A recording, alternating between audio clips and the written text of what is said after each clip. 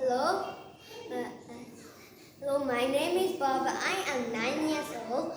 My level is Foundation 2A. This is my project. This is the alarm system. The name is intruder alert system.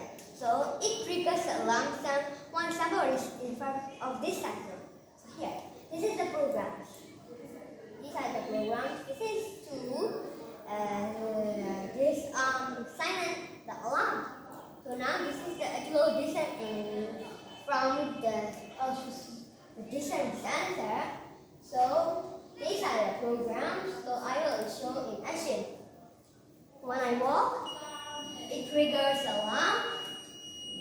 In here, this is for the password. Nothing is work if I press anything.